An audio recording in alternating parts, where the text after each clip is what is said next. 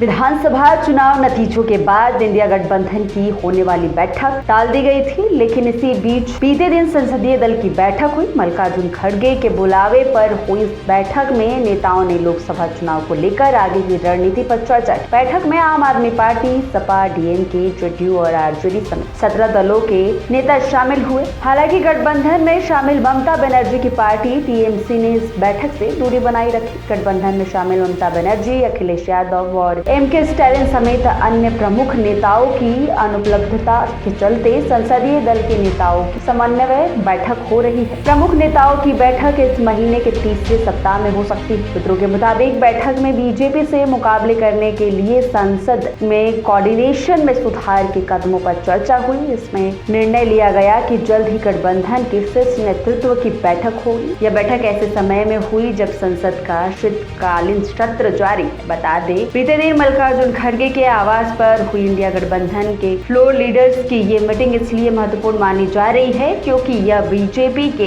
3 हिंदी भाषी राज्य मध्य प्रदेश, छत्तीसगढ़ और राजस्थान के विधानसभा चुनाव में जीतने के बाद हुई है, जबकि कांग्रेस तेलंगाना में जीती। न्यूज एजेंसी पीटीआई के मुताबिक 3 हिंदी भाषी राज्यों के चुनाव में कांग्रेस की हार के बाद इंडिया गठबंधन के भीतर घमासान मच गया है, क्योंकि सीट बंटवारे में अनदेखी से नाराज समाजवादी पार्टी ने खुलकर अपनी नाराजगी व्यक्त की। वहीं शिवसेना, जेडीयू और आप जैसे दलों के नेताओं ने कहा कि जब क्षेत्रीय सहयोगियों की बात आती है तो कांग्रेस को ज्यादा मिलनसार होना चाहिए। लोकसभा चुनाव 2024 में बीजेपी से मुकाबला करने के लिए बने इंडिया गठबंधन में कम से कम 26 पार्टियां शामिल। अब तक इस गठबंधन की 3 बड़ी बैठक पटना, बेंगलुरु और मुंबई में हो चुकी है। सूत्रों के मुताबिक विपक्षी नेता अब साझा रैलियों की योजना बनाएंगे, जिन्हें विधानसभा चुनाव के कारण रोक दिया गया था। इससे पहले अक्टूबर के पहले हफ्ते में भोपाल में प्रस्तावित ऐसी ही एक रैली आखिरी वक्त में रद्द कर दी गई थी। सूत्रों ने कहा कि क्षेत्रीय दलों के बीच सीट बंटवारे को लेकर बातचीत भी अब रफ्तार पकड़ेगी।